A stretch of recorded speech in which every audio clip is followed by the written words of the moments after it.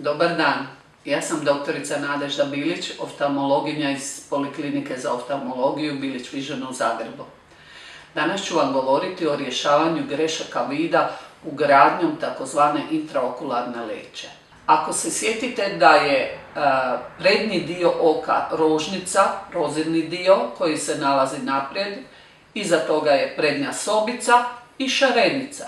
Ispred šarenice ubacuje se umjetna leća koja je savitljiva, mekana, izgleda poput mokrog celofančića, koja se kroz jedan mali rez koji se otvori na rožnici na 12 sati ubaci u prednju komoru oka upravo ispred šarenice i zjenice.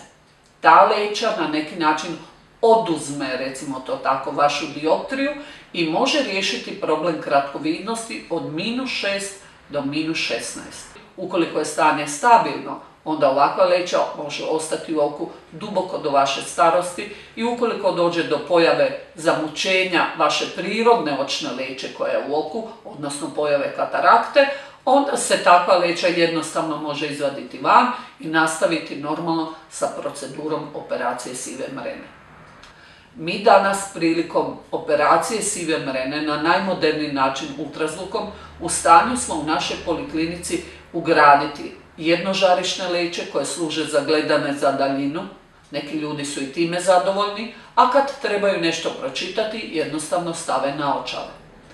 Postoji mogućnost rješavanja astigmatizma. To su također posebne leće koje se naručuju, ugrađuju i koje zapravo vas oslobode i neke greške kao što je dalekovidnost ili kratkovidnost i astigmatizma.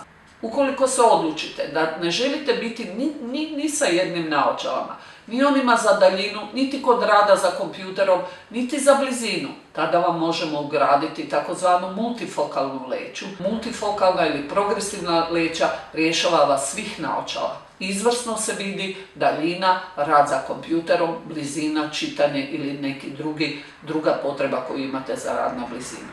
Na taj način ste zaista oslobođeni nošenja bilo kakvih naočala u bilo kojoj prilici. Danas sve više govorimo i o takozvanoj operaciji naše očne leće dok je još bistra, dok nije zamućena, dok nije razvila sivu mrenu ili kataraktu.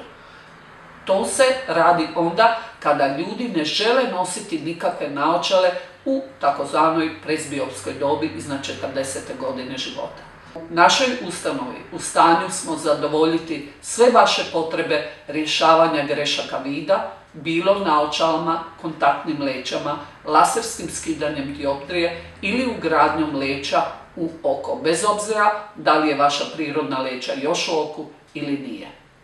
Oči su vaše najveće blago, one su vaše najvažnije osjetilo, stoga brigu o vašim očima sa punim povjerenjem povjerite stručnjacima u našoj ustanovi.